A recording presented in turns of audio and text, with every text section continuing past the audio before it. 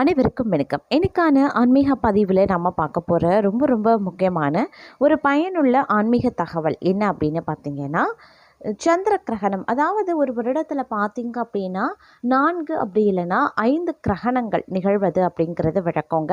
தற்போது நடப்பாண்டான 2025 வருடத்தில் மொத்தம் 4 கிரகணங்கள் நிகழ இருக்கிறது. ஏற்கனவே ஒரு சூரிய கிரகணம் மற்றும் ஒரு சந்திர கிரகணம் நிகழ்ந்திருக்கக்கூடிய நிலையில் அடுத்த கிரகணங்கள் வரக்கூடிய மாதங்களில் நிகழ இருக்கிறது. அதாவது சந்திர கிரகணம் அப்படிங்கிறது அடுத்த மாதம், அதாவது பிறக்க இருக்கக்கூடிய செப்டம்பர் மாதத்தில் நிகழ இருக்கிறது. இந்த முழு சந்திர கிரகணம் செப்டம்பர் 7ஆம் தேதி பார்த்தீங்க அப்படின்னா நடைபெற இருக்கிறதாக சொல்லியிருக்காங்க. இந்த கிரகணம் அப்படிங்கிறது காலையில் 9:56 மணிக்கு தொடங்கி நள்ளிரவு 1:26 மணிக்கு முடிவடையும் அப்படின்னு சொல்லியிருக்காங்க. இந்த சந்திர கிரகணம் அப்படிங்கிறது பிளட் மூன் அப்படின்னு அழைக்கப்படுதுங்க. அதாவது இரத்த சிவப்பு நிறங்களில் இந்த கிரகணம் காட்சியளிக்கும் அப்படின்னு ஆய்வாளர்கள் தெரிவித்திருக்கிறாங்க. அப்படி பார்க்கும் பொழுது இந்த சந்திர கிரகணம் எவ்வாறு தெரியப்பெற போகிறது, எந்தெந்த இடங்கள்லாம் தெரியும், இந்த சந்திர கிரகணத்தின் போது நாம் செய்யக்கூடியது என்ன, செய்யக்கூடாதது என்ன அப்படிங்கிறத பற்றின பல தகவலை தான் இன்னைக்கு நாம் சேனலில் பார்க்க போகிறோம். ஸோ இந்த பதிவு உங்களுக்கு பல வகையில் பயனுள்ள விகிதத்தில் இருக்கும். வீடியோவை ஸ்கிப் பண்ணாமல் கடைசி வரைக்கும் பாருங்கள். வீடியோக்குள்ளே போகிறதுக்கு முன்னாடி இதுவரைக்கும் நீங்கள் நம்ம சேனலை சப்ஸ்கிரைப் பண்ணலை அப்படின்னா உடனே சப்ஸ்கிரைப் பண்ணிக்கோங்க. அப்படியே பக்கத்தில் இருக்கக்கூடிய நோட்டிஃபிகேஷனுக்கான பெல் பட்டனையும் ப்ரெஸ் பண்ணிக்கோங்க. சரி நேர்களே, வாங்க வீடியோக்குள்ளே போகலாம். அதாவது பிளட் மூன் அப்படின்னு அழைக்கப்படக்கூடிய இந்த சந்திர கிரகணம் அப்படிங்கிறது செப்டம்பர் மாதம் நிகழ்கிறது. அதாவது செப்டம்பர் மாதம் வானியல் ஆய்வாளர்களுக்கும் புகைப்பட கலைஞர்களுக்கும் ஒரு அரிய விருந்து காத்திருக்கிறது அப்படின்னு தான் சொல்லணும். 2025 வருடத்தின் செப்டம்பர் 7 மற்றும் 8ஆம் தேதிகளில் வானல கண்கவர் நிகழ்வாக நிலவு ஆழ்ந்த இரத்த சிவப்பு நிறத்தில் காட்சியளிக்க இருக்கிறது. இது பிளட் மூன் அப்படின்னு அழைக்கப்படும் முழுமையான சந்திர கிரகண நிகழ்வுங்க.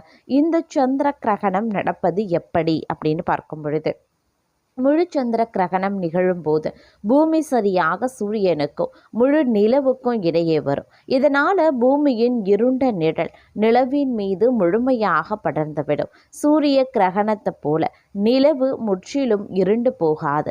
மாறாக பூமியின் வளிமண்டலம் வழியாக சூரிய ஒளி வளைந்து செல்வதால் நிலவு சிவந்த நிறத்தில் ஒளிரும். இந்த சிவந்த நிறத்திற்கு பின்னால் ரேலோ சிதறல் அப்படின்னு அறிவியல் நிகழ்வும் இருக்கிறதுங்க. சூரியன் உதயமாகும் போதும் அஸ்தமிக்கும் போதும் வானத்தில் சிவப்பு மற்றும் ஆரஞ்சு நிறங்களில் தோன்றுவதற்கு இதுவே காரணம் அப்படின்னு சொல்கிறாங்க. சூரிய ஒளி பூமியின் வளிமண்டலத்திற்குள்ள நுழையும் போது காற்று மூலக்கூறுகளால் சிதறடிக்கப்படுது. இதில் நீலம், ஊதா போன்ற குறுகிய அலை நீளங்கள் கொண்ட ஒளி சிதறவிடுது. ஆனால் சிவப்பு, ஆரஞ்சு போன்ற நீண்ட அலை நீளங்கள் கொண்ட ஒளி வளிமண்டலம் வழியே வளைந்து நிலவு சென்றடையுது. இதன் காரணமாகத்தான் கிரகணத்தின் போது நிலவு செம்பு, ஆரஞ்சு அப்படி இல்லைன்னா சிவப்பு நிறத்தில் மின்னுகிறது அப்படின்னு சொல்லலாம். செப்டம்பர் 7ஆம் தேதி நிகழவிருக்கக்கூடிய இந்த சந்திர கிரகணம் மிகவும் முக்கியமானது. ஏன்னா இதன் முழுமையான நிலை சுமார் 82 நிமிடங்கள் நீடிக்கும் அப்படின்னு சொல்லியிருக்காங்க. இது சமீப காலத்தில் காணப்பட்ட மிக நீண்ட சந்திர கிரகணங்களில் ஒன்று அப்படின்னு சொல்லலாம். இந்த அற்புதமான நிகழ்வை ஆசியா, ஆஸ்திரேலியா, ஆப்பிரிக்கா, ஐரோப்பா கண்டங்களில் பார்க்க முடியும் அப்படின்னு சொல்லியிருக்காங்க. மேலும் உலகின் சுமார் 87% மக்கள் இந்த வானியல் அதிசயத்தை நேரடியாக காண வாய்ப்புகள் இருக்கிறதா. பண்டைய காலத்தில் இருந்தே பிளட் மூன் பற்றிய கதைகள் கலாச்சாரத்திலையும் ஆன்மீகத்திலையும் புழக்கத்தில் இருந்தாலும் வானியல் ரீதியாக அதன் அரிதான அழகு மற்றும் முக்கியத்துவத்தை தவிர வேற எந்த அசாதாரண முக்கியத்துவத்தையும் கொண்டிருக்கல. சராசரியாக 2.5 ஆண்டுகளுக்கு ஒரு முறை மொத்த சந்திர கிரகணங்கள் நிகழ்ந்தாலும் இவ்வளவு நீண்ட கால அளவிலையும் பரந்தளவில் தெரியும் கிரகணங்கள் மிகவும் அரிது. அதனால் இது வானியல் ஆய்வாளர்களுக்கு சிறந்த வாய்ப்பு அப்படின்னு சொல்லலாம். இந்த கிரகணம் அப்படிங்கிறது தற்போது நிகழ இருக்கக்கூடிய நேரத்தில் இந்த கிரகணம் அப்படிங்கிறது மக்களுக்கு மிகப்பெரிய அளவில் விருந்தாகவே இருக்கும் அப்படின்னு சொல்லலாங்க. இந்த கிரகணம் அப்படிங்கிறது இரத்த மூன், அதாவது வந்து பிளட் மூன் அப்படின்னு சொல்லலாம். இரத்த சிவப்பு நிலவு அப்படின்னும் அழைக்கப்படுது. ஏன்னா இது விளக்கத்தை விட பிரகாசமாகவும் ரொம்ப பெரிய அளவுலையும் சிகப்பு நிறத்திலையும் வந்து காட்சியளிக்குமா. இந்த நிலவு அப்படிங்கிறது பார்ப்பதற்கு அவ்வளவு ரம்யமாக இருக்கும் அப்படின்னும் சொல்லப்பட்டிருக்கிறதுங்க. தற்போது 2025 ஆண்டு நிகழ இருக்கக்கூடிய 4 கிரகணங்களில் ஏற்கனவே ஒரு சூரிய கிரகணம், ஒரு சந்திர கிரகணம் நிகழ்ந்திருக்கக்கூடிய பட்சத்தில் அடுத்த கிரகணங்கள் வரக்கூடிய மாதங்களில் நிகழ இருக்கு சொல்லப்பட்டிருந்த நிலையில் செப்டம்பர் 7ஆம் தேதி சந்திர கிரகணம் வந்து நிகழ இருக்கிறது. இது வந்து சென்னையிலேயே தெரியும் அப்படிங்கிறதுனால சூதக காலம் கடைபிடிக்க வேண்டும் அப்படின்னு ஜோதிடர்களும் சொல்லியிருக்காங்க. சந்திர கிரகணம் ஏன் ஏற்படுது? பூமி சூரியனை சுற்றி வரக்கூடிய பாதையில், சந்திரன் பூமியை சுற்றி வரக்கூடிய பாதையிலையும் சில நேரங்களில் சூரியன், பூமி மற்றும் சந்திரன் ஆகியவை ஒரே நேர்கோட்டில் வரும். அப்போது சூரிய ஒளி பூமியில் விழுந்தாலும் சந்திரன் மீது விழாது. இதனால் சந்திர கிரகணம் வந்து ஏற்படுகிறது. இரத்த நிலவு அப்படின்னு அழைக்கப்படக்கூடிய இந்த முழு சந்திர கிரகணம் அடர் சிவப்பு நிறத்தில் தெரியும் அப்படின்னு சொல்லியிருக்காங்க. 2025 ஆண்டு முதல் சந்திர கிரகணம் பார்த்திங்க அப்படின்னா மார்ச் மாதத்தில் நிகழ்ந்திருக்குங்க. ஆனால் இந்த கிரகணம் இந்தியாவில் தெரியல. அதே மாதிரி அடுத்து வரக்கூடிய செப்டம்பர் 7 மற்றும் 8 தேதிகளில் நடைபெறக்கூடிய முழு சந்திர கிரகணம் ஆசியா, ஆஸ்திரேலியா, ஆப்பிரிக்கா மற்றும் ஐரோப்பாவின் பல்வேறு பகுதிகளில் தெரியுமா. அதே போல் இந்தியாவின் பல பகுதிகளிலையும் இந்த சந்திர கிரகணம் தெரியும் அப்படின்னு சொல்லப்பட்டிருக்கு. இந்த கிரகணம் அதிக நேரம் தெரியும் அப்படின்னு சொல்லியிருக்காங்க. இது ஒரு முழு சந்திர கிரகணமாகவே இருக்கிறது அப்படின்னு சொல்லியிருக்காங்க. இந்த சந்திர கிரகணம் சுமார் 82 நிமிடங்கள் நிகழும் அப்படின்னு சொல்லப்பட்டிருக்குங்க.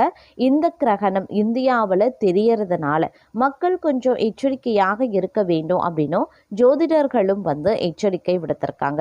ஏன்னா இதனுடைய தோஷ காலம், சூதக காலம் அப்படிங்கிறது இந்திய மக்களுக்கு செல்லுபடியாகும். ஏன்னா இந்த கிரகணம் அப்படிங்கிறது வந்து இந்தியாவில் தெரியுது அப்படிங்கிறதுனால நமக்கு வந்து சூதக காலமும் இருக்கிறது, அதன் காரணமாக விளையக்கூடிய கிரகண தோஷமும் இருக்கிறது. அதனால் அந்த நேரத்தில் நாம் சில விஷயங்களை வந்து கடைபிடிக்க வேண்டியதும் அவசியமான ஒன்று அப்படின்னு சொல்லலாம்.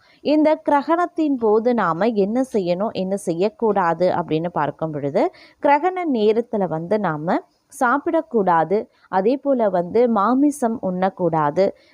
கிரகண நேரத்தில் வந்து கோவில்களுக்கு செல்வதோ, இறை வழிபாடுகளை மேற்கொள்வதோ, இல்லை சிற்பங்களையும் கோயிலில் இருக்கக்கூடிய சிலைகளோ, இல்லை பூஜை அறையில் வைத்திருக்கக்கூடிய சிற்பங்களையோ, இல்லைன்னா ஏதேனும் சிறைகள் இருக்குது அப்படின்னா அதையும் வந்து நாம் தொடக்கூடாது அப்படின்னு சொல்வதுண்டுங்க.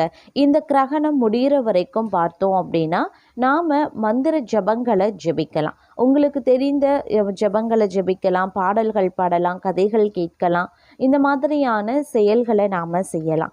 ஆனால் வந்து வழிபாடு பண்ணக்கூடாது. அதே மாதிரி கிரகணம் முடிஞ்சதற்கு பிறகு பார்த்தோம் அப்படின்னா வீட்டை வந்து சுத்தமாக கழுவிட்டு நாமளும் குளித்து விட்டுட்டு அதுக்கப்புறம் பூஜை அறையை சுத்தப்படுத்தி எல்லாத்தையும் வந்து அழகாக சுத்தப்படுத்தி வச்சுட்டு அதுக்கு வந்து மஞ்சள் குங்குமம் இட்டு நாம் மாலை நேரத்தில் வந்து நம்மளுடைய வழக்கமான வழிபாடுகளை எப்படி மேற்கொள்வோமோ அந்த மாதிரி ஒரு வழிபாட்டை மேற்கொள்ளலாம். முடிகிறவங்க அப்படின்றவங்க கிரகணம் முடிஞ்சதற்கு பிறகாக நீங்கள் கோவில்களுக்கு செல்லலாம். ஏன்னா இந்த கிரகணம் நேரங்களில் பொதுவாக பார்த்தோம் அப்படின்னா கோயில்கள் வந்து மூடப்பட்டு இருப்பது அப்படிங்கிறது வந்து காலங்காலமாக நடந்து வந்துட்டுருக்கு. ஏன் அப்படின்னு கேட்டிங்கன்னா கிரகண நேரத்தில் தெய்வங்களினுடைய சக்தி வந்து ரொம்ப ரொம்ப குறைவாக இருக்கும். தெய்வங்களினுடைய சக்தி வந்து செல்லுபடியாகாத ஒரு காரணத்தினால பார்த்திங்க அப்படின்னா கோவில்கள், ஆலயங்கள் இது எல்லாமே மூடப்பட்டிருக்கும். இந்த கிரகண நேரம் முடிஞ்சதற்கு பிறகு பார்த்திங்க அப்படின்னா கோவில்கள்லையும் வந்து பூஜைகள் இது மாதிரியான வழிபாடுகள் வந்து நடத்தப்படும். அந்த பூஜையில் நாம் கலந்து கொள்ளக்கூடிய பட்சத்தில் நமக்கும் வந்து அதீத நன்மைகள் ஏற்படும் அப்படின்னு சொல்லலாம். ஏன்னா தெய்வங்களுக்குரிய சக்திகள் திரும்ப கிடைக்கக்கூடிய ஒரு நேரம். அந்த நேரத்தில் நாம் இறைவனை இறைத்தலத்தில் சென்று நாம் வழிபடுவதன் காரணமாக நமக்கு நேர்மறையான ஆற்றல் நிறையவே இருக்கும். கிரகண நேரத்தில் உலகம் முழுவதும் பார்த்திங்க அப்படின்னா எதிர்மறையான ஆற்றல்கள் அதிகபட்சமாக சூழ்ந்திருக்கிறதுனால அன்றைய தினம் வெளியில் செல்வதை தவிர்ப்பது அப்படிங்கிறது நல்லது. அதே மாதிரி கூர்மையான ஆயுதங்களை பயன்படுத்துறது, கடுமையான வேலைகளை செய்கிறது, இந்த மாதிரியான விஷயங்களெல்லாம் தவிர்த்து கொள்ளணும். ஏன்னா அந்த நேரத்தில் எதிர்மறையான ஆற்றல் அதிகம் இருக்கிறதுனால நம்மளுடைய மனநிலையிலையும் சிறுபல மாற்றங்கள் ஏற்படும். இதன் காரணமாக பதட்டம், பயம் உணர்வு கூட உருவாகலாம், குழப்ப நிலை உருவாகலாம். அதனால தான் இந்த மாதிரியான வேலைகளை தவிர்ப்பது சால சிறந்தது. அமைதியாக இருக்கிறது, மௌன விரதம் இருக்கிறது ரொம்ப ரொம்ப நல்லது அப்படின்னும் சொல்லலாங்க.